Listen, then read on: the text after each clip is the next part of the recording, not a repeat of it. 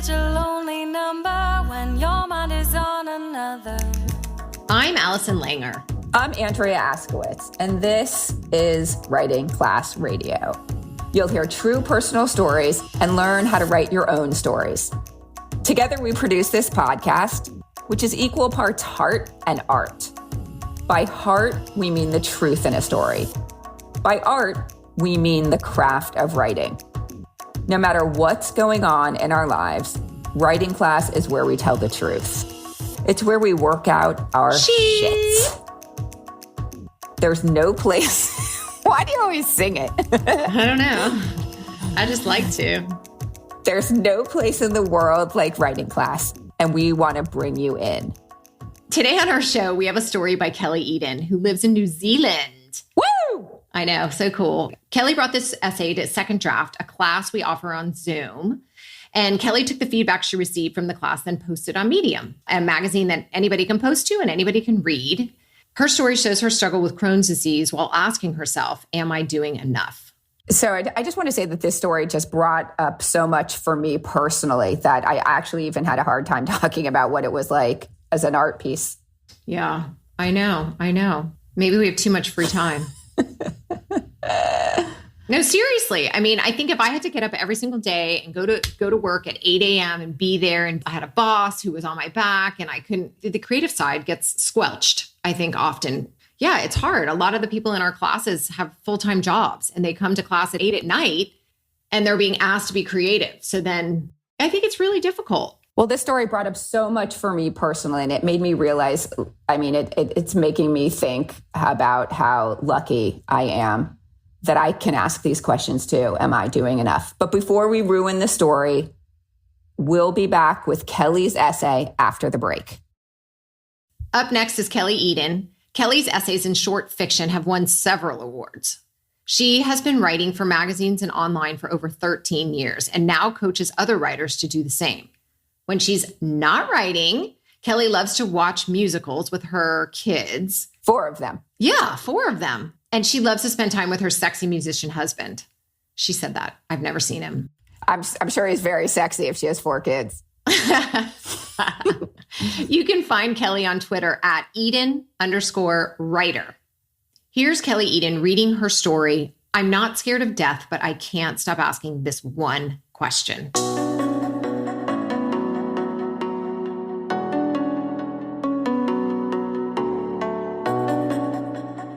I'm not scared of death, but I can't stop asking this one question.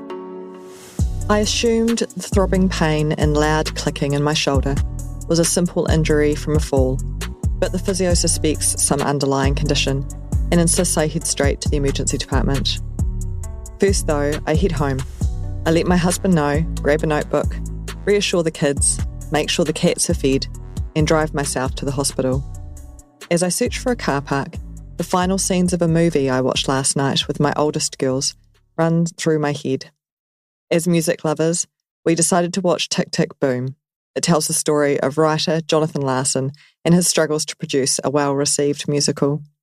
Larson was 35 years old when he died, 8 years younger than I am today. Since watching the movie, I can't seem to let go of a question it brought up for me. It's a question I've asked myself many times since being diagnosed with an immune disorder 15 years ago. If I die today, have I done enough with my life? Like many artists and writers, Jonathan Larson died before witnessing the impact his life had on the world. It was after midnight on the night of January 24th, 1996, when Larson returned home from the final rehearsal of his musical. He'd been experiencing severe chest pains all week, but doctors reassured him it was a virus or food poisoning of some kind, and he'd pushed through to finish what he'd started years earlier. The following day, his show would debut at the New York Theatre Workshop. It was finally happening, everything he worked so hard for. He stood in his kitchen, making a cup of tea before bed.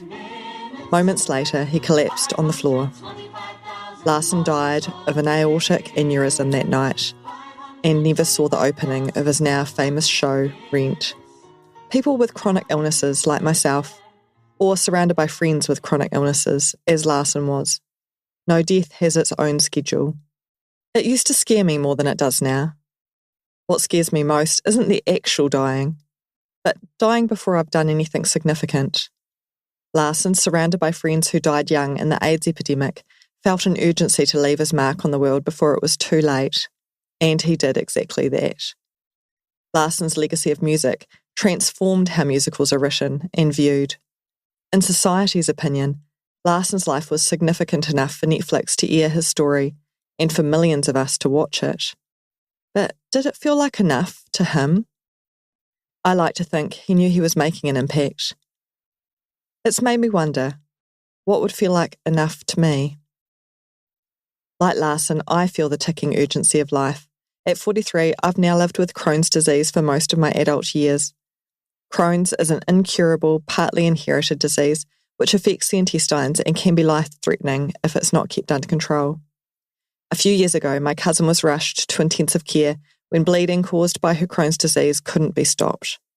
She'd been happily travelling on vacation only days earlier. They managed to save her life, but she lost a large section of her bowel. When I was first diagnosed, I lost 24 pounds in 14 days, spent weeks in the hospital where they were unable to control the pain, even on morphine, and then 6 months drinking my meals in liquid form. I lost years of my 20s to bed rest and illness. Since then, I've managed to keep my Crohn's in remission with immune-suppressing drugs, a shelf full of vitamins, and a careful diet. But being immunocompromised comes with a myriad of complications and surprise illnesses. A good chunk of my life is spent in hospital waiting rooms, like the one I'm in today. I walk through the automatic doors and greet the receptionists, whose faces I see more often than my sisters. Take a seat near the front to be triaged, the older woman tells me, handing me a form. Her eyes crinkle in a way that shows she's smiling under her mask. I smile back, but I'm not sure if she can see it, or if my own eyes are too full of anxiety. Am I about to face another condition that steals away parts of my life? I push down my fears and pretend going to the emergency room isn't a big deal. After all, I do it so often. Surveying the green vinyl chairs arranged like a maze, I take the most socially distant seat I can find, 2 seats across from a young woman and her tiny baby. In the waiting room, I drop my gaze to the speckled lino floor. I'm not in the mood for small talk. Before I left, my husband had held me and tried his best to make the situation light. If they come at you with lupus or cancer, say, yep, okay, but what I'm really worried about is this broken nail I got yesterday. Laughing helps. But I had plans today to spend time with my girls. I had articles to write and research to do. I'd rather not spend another afternoon sitting in a hospital room, worrying about my health. I come prepared for a long, silent wait, armed with a book or something to write with, and because we have 4 kids, I usually come alone. I'm not sure why it's always a shock when my body fails.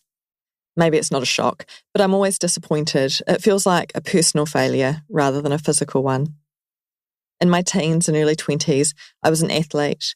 For more than 10 hours a week, I trained on ice as a figure skater. The rest of the week, I studied hard at school or university and spent my free time running, playing touch rugby, swimming, and bike riding. I was driven, an overachiever. On the outside, I still look healthy and fit. I look in the mirror and fool myself into thinking I'm the person I used to be. But not being able to commit to a sport or even regular exercise of any kind feels like a failure. Not being able to push as hard as I want to at work feels like a failure. I used to imagine I'd write historical novels. I got halfway through one in my early 30s.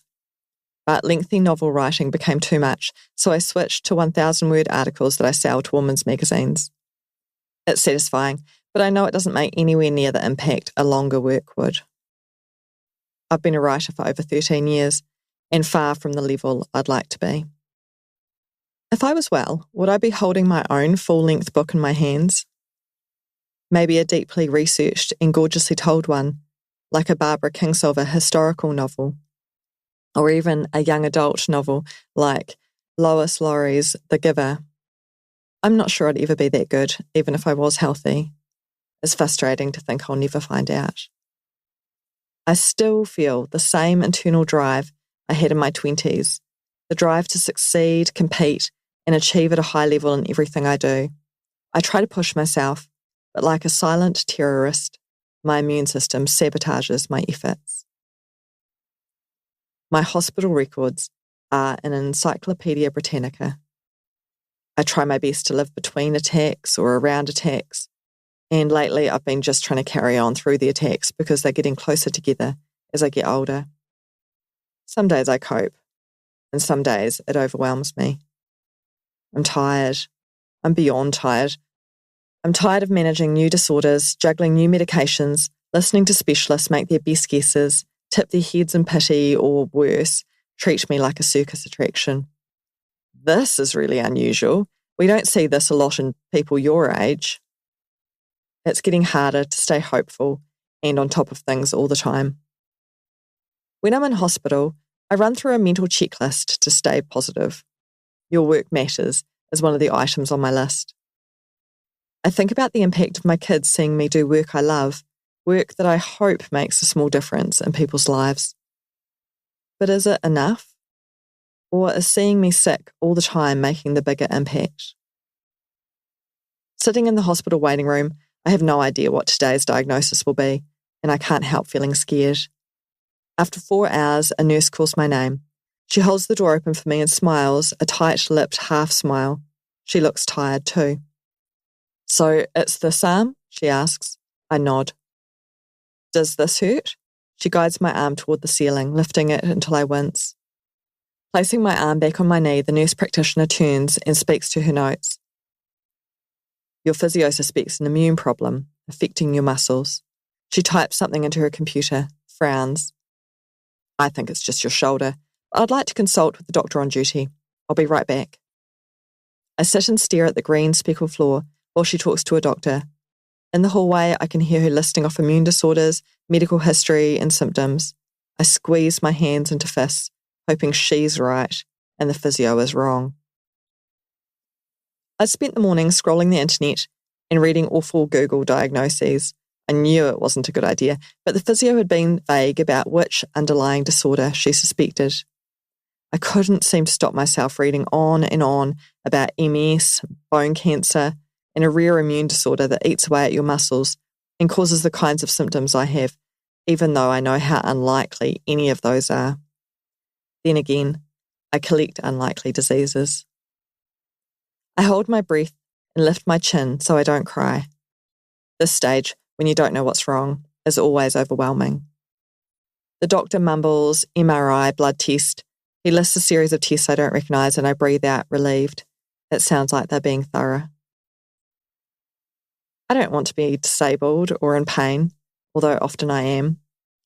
I don't want to die young, although there's a likelihood for all of us that we will. I'm coming to realise how few of us are blessed with a vibrant old age. No one wants to think about that, but it's hard to ignore the reality. It's not like we get what we deserve when it comes to time on this earth. Jonathan Larson, as talented as he was, died at 35. A few years ago, a lovely young friend of ours died in his sleep at just 17. Meanwhile, my grandfather, a man who's lived a very selfish life, is still alive in his late 80s. Who knows which timeline I'll end up with. But when my time is up, will I feel like I've done enough? It's a question I ask myself often, but I'm starting to wonder if it's even the right question. I don't value my friends and family because of what they've done. I don't love them less or more based on their achievements. As a society, we only celebrate the lives of people who did enough for us to notice. The more they did, the more we value them. But do I care what society thinks of me? Do I care about my life measuring up to some level of enough deemed worthy of a Netflix movie? No, I don't think so. Perhaps then it is the wrong question to be asking. In the opening song of his musical Rent, Larson asks, "How do you measure a life?" and decides to measure it in love. I like that idea. Love is crucial, but I still think there's more to it. I left the hospital today with an MRI appointment and no answers. It'll be months before I know what's next for me. Left in limbo, I find other questions sneaking in. I cried in the shower, the water erasing my tears, and asked, How much more can I stand up under? But I can't stay with that kind of question for too long. It gets dangerous. A better question might be, are we all trying to do too much? Maybe leaving a mark isn't as important as we think. I have no idea what the right question is. Hopefully, I'll live long enough to find out.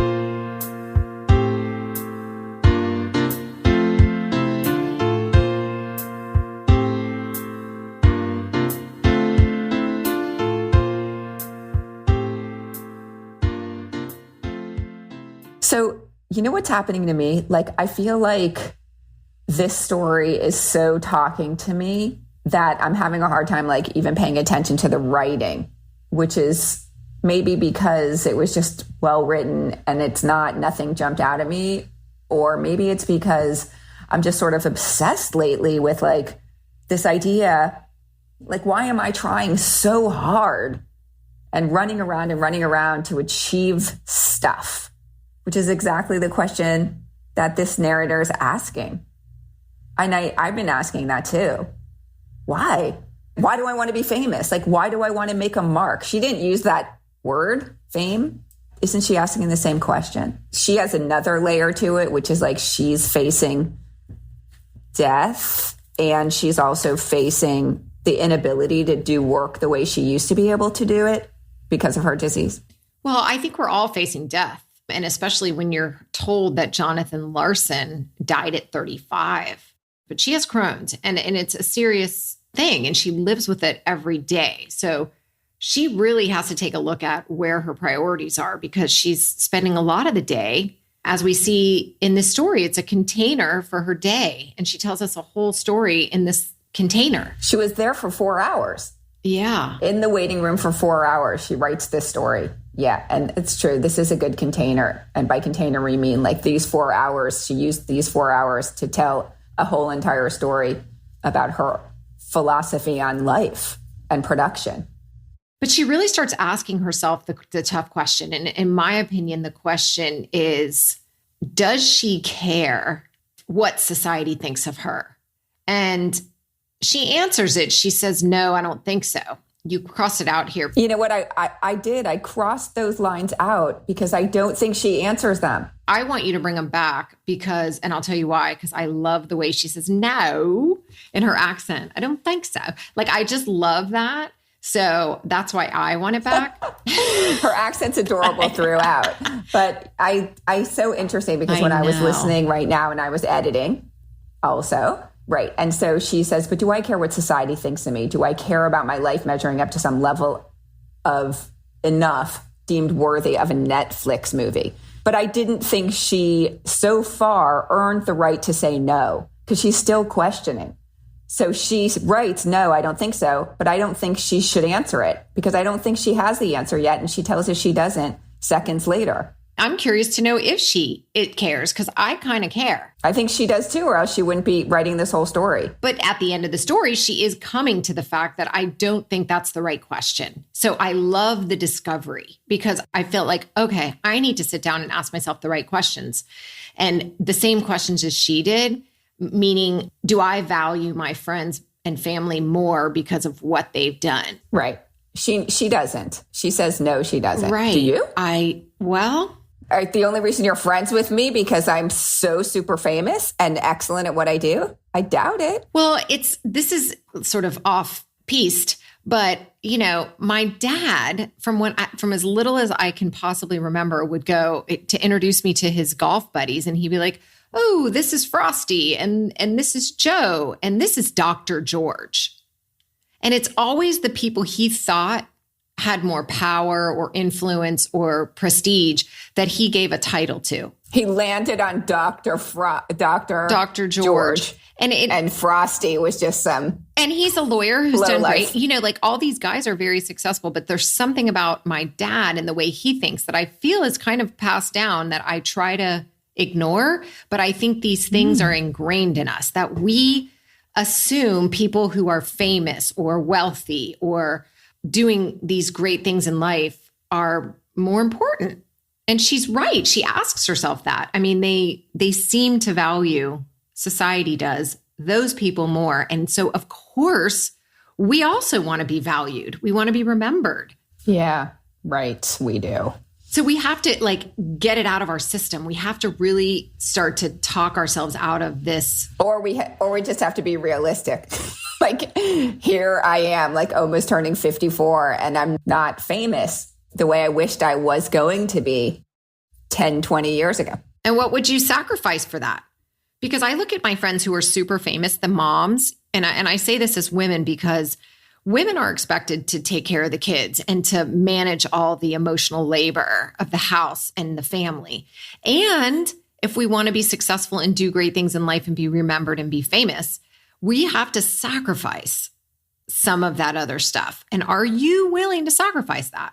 This narrator is telling us, you know what? I don't think I am. Well, let me get to the end of it before I answer your question, because am I willing to sacrifice it? Like, no, probably not. You know, I kind of think I like my life and I don't want to never see I was going to say I don't want to never see my children. That sounds nice. But, but I mean, do I really want to work like a crazy dog, as I know I would have to get as good as I want to? So our narrator has 4 children. And she homeschools them. What?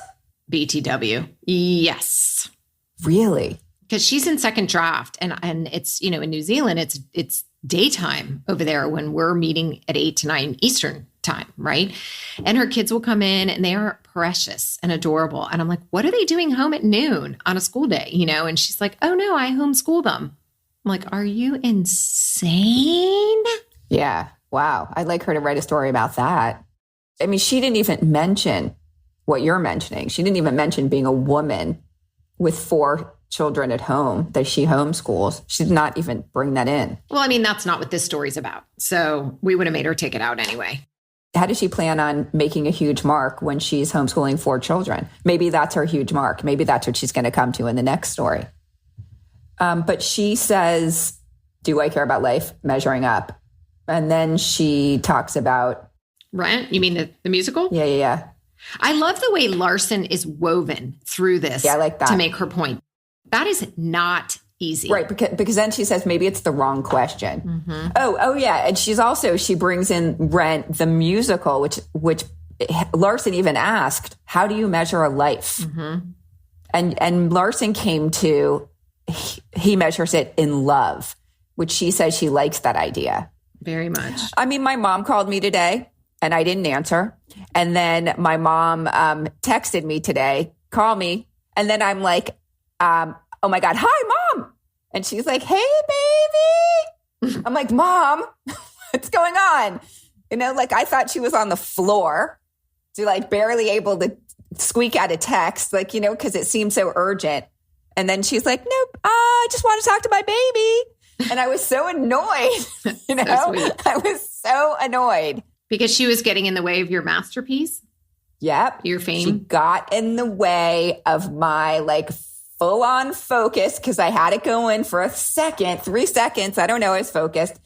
But man, how lucky am I that I have a mom still alive, 80 something, you know, I'm 54. My mom is like, just wanted to say hi to my baby, you know? Yeah, that's sweet. I'm the luckiest. So while we were at our tutor yesterday, when you blew him off, I was listening to How I Built This, and they did a whole thing on Tate's cookies.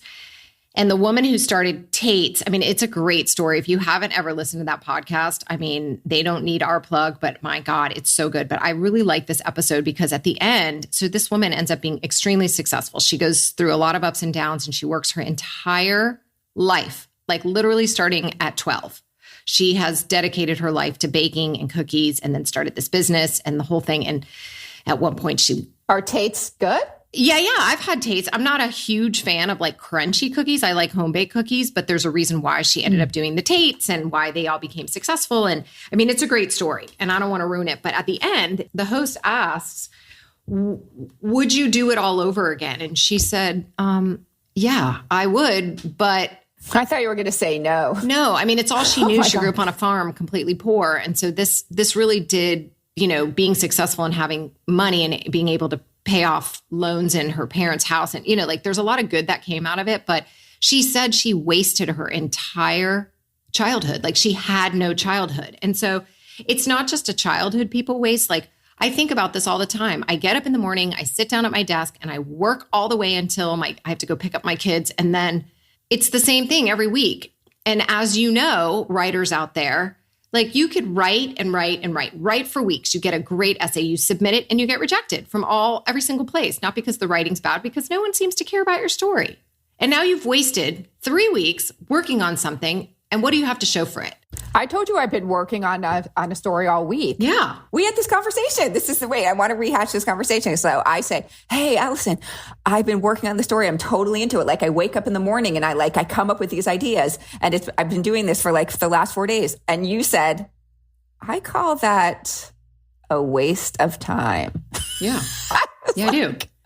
Especially if you're trying to be famous. Now, if you're writing and you feel good every day and you feel productive and you feel like you're doing great things in your life, and this is what you want to do with your every single day. But if you're staring outside and being like, I haven't been outside, I haven't played pickleball, I haven't gone for a bike ride, I haven't played tennis, and I'm sitting here devoted to this and I'm failing, then how successful are you?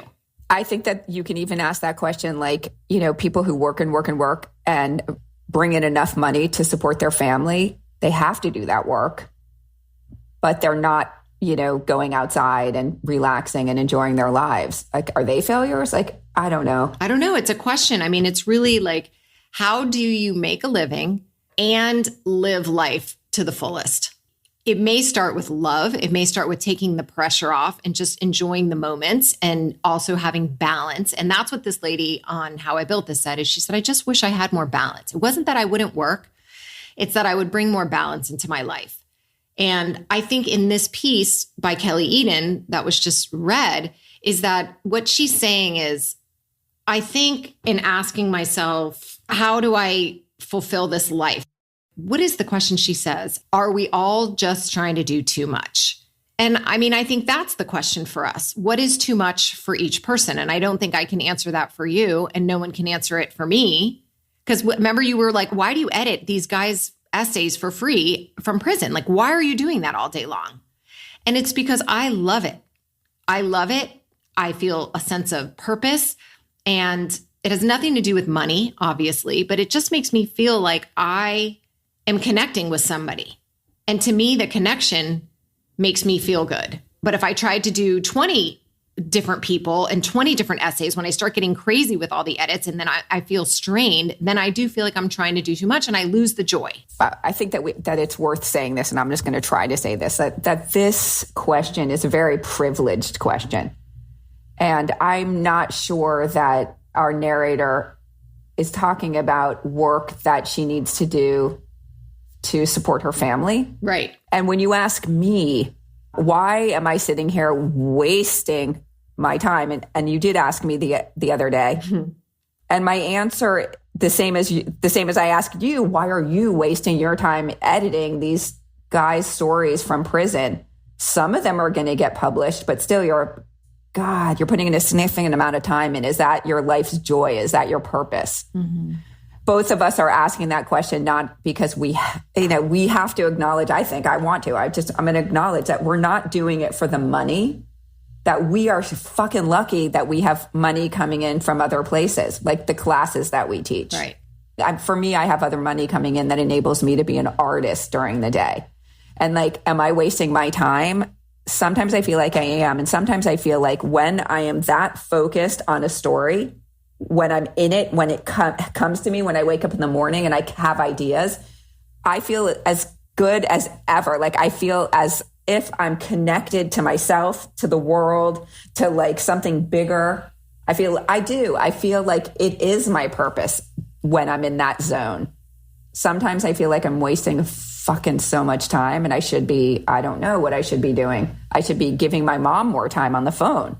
Yeah. Or I should be logging into my kid's portal so that I can help him with his homework, which I never do.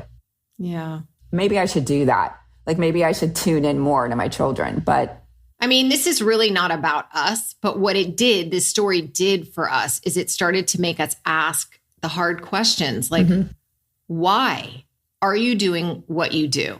Why? What is your purpose in life? Are you trying to do too much? Are you missing the present because of future goals? So I do think that it's really important for all of us to ask whatever question makes sense to us, but to really stop and think, because life is short. And that's what I think she was trying to say. Like, life, you just never know when time's up. So why don't we just do what we want to do today? And that does include going to a job and making money. But most people are not there for 24 hours. There's still a way where you can stop and look at your loved one in the eyes, really listen and understand, take 5 minutes to write in a journal or walk around the block, but to really live life, because tomorrow is not promised. I mean, everybody has the capacity to bring more balance into their lives. Maybe not. Maybe there are some people that simply are in a situation where they just have to work and work and work. But that's not the situation of our narrator. And that's not our situation, which is why I really related to it. Why do you think this story worked so well? Just so that people listening and writing and reading can learn about either structure or containers or a change in the narrator, like whatever it is, what made this different from a situation and more of a story? So she did contain it in those 4 hours while she was at the hospital. And that's a very satisfying device to use as a writer. She also wove in Larson, like you mentioned. So she brought Larson in at the top, someone who died at 35. He created this master work. But did he know he created it? Is that the situation? He didn't know? He died before it became a hit? I can't remember what she said. I feel like... Yeah, Larson died before witnessing the impact that his life had on the world. So Larson died before he even knew what a genius he was. And that's a bummer. Do you think he became a genius because he died young and did this Rent? Or do you think it was Rent that like went crazy and then he died? I'm guessing that Rent was just amazing and it had an impact. Yeah. I think. I do like your question, though. Sometimes people die and then their work gets elevated. I don't know in this case. So she frames it really well in these 4 hours with that container. She uses Larson and brings Larson back. And then Larson artistically also asked the same question. So it worked for her totally. And then she is asking questions. Does she change? She changes in that she's thinking that she's probably asking the wrong questions. And that's a change. So instead of wondering if she should push and push, she's asking, why am I pushing? Pushing so much. So hard. Yeah. So that's why I think this story worked. And I just want to say she brought this to second draft, and it was really solid when she brought it. But I can't remember what it was about the story. There was maybe some excess or there wasn't enough. I think Larson wasn't wound in as much. Maybe he was. I can't remember. But what was really helpful was to get the opinion of the other people in class, like just how it landed on them. And then she just turned it around the next day. And I think she was going to try to get it published somewhere. And then finally she just like, I'm just going to put it up on Medium. I just want to put it out there. But didn't it get a lot of traction on Medium? Yes. I thought it did. Yes. It's just such a slog sometimes to try to get it published. And it just, she felt like this is important now and I'm just going to put it out there. And I think it's amazing that she did. And then when I read it, the full draft, the brand new second draft or third draft or whatever it was, I was like, oh my God, we have to put this on the podcast because it's just so good. Well, that's kind of meta. She's like, am I gonna like fight to become successful? And by successful, I mean get a story published in a, prestigious magazine? Or am I just gonna put it out there on Medium, which is a free blog that anyone in the world can post on and anyone in the world can read? And she did that. But then a lot of people ended up reading it. It did get a lot of traction. So she basically had something to say. She was thinking about something. And instead of trying so hard, which is what she's questioning, why try so hard? She decided not to try so hard and just put it out there. That's super cool. I love it. I really love it. Well done, Kelly Eden. And if any of you out there want to jump into second draft, all that information's on our website. So maybe we should explain first draft and second draft really fast. Okay, do it. So First Draft happens every Tuesday from noon to 1 and every Wednesday from 6 to 7 Eastern. And what it is writing to a prompt, and anyone can come and you write to a prompt and you get very gentle, positive feedback. And now, since we have that, we decided to give those people who want to take what they write and kind of push it more and rework it. We've created a second draft class, and we have 2 of those. So if you want to join first and or second draft, join on patreon.com/writingclassradio. Super great community. I love it. And it's super cheap. First draft is only $25 a month. And second draft is $125, but that includes first draft. So you guys jump in. Kelly initially submitted a piece to us. And I remember like kind of sending it back and saying, gosh, it's close, but it needs a little work. I think you'd benefit from some of our writing classes, and they're not that expensive, or, first one's always free. And she said, okay, I'm going to do it, because it's very hard to write alone. It's very hard to get feedback, to see a different side than how you see it yourself. So like I have Andrea, so I'll send my stuff to her and I think it's perfect. And then it comes back completely torn to shreds. I get completely demoralized and then I never want to look at it again. That's the process. Yeah. And it's the way it works. It's how writing is. And then you take it or leave it. So sometimes I leave it and I do what I want. And then I try to get published and I don't get published. And then she says, see, you should have done what I told you. And she's usually right. But having an editor is really important. That's the moral of the story. And also having a community to write with. That's really it too. Yeah. Thank you, Kelly Eden, for sharing your story. And thank you for listening. Writing Class Radio is produced by Allison Langer, me, Andrea Askowitz, and by Matt Kundle, Evan Serminski, and Courtney Fox at the Sound Off Media Company. Theme music is by Courtney Fox. There's more writing class on our website, writingclassradio.com, including essays to study, editing resources, video classes, writing retreats, and live online classes. Join our writing community by following us on Patreon. For $10 a month, I'll answer all your publishing questions. And like we said above, $25 gets you into first draft. Check out patreon.com/writingclassradio. A new episode will drop every other Wednesday, so look for us. There's no better way to understand ourselves and each other than by writing and sharing our stories. Everyone has a story. What's yours?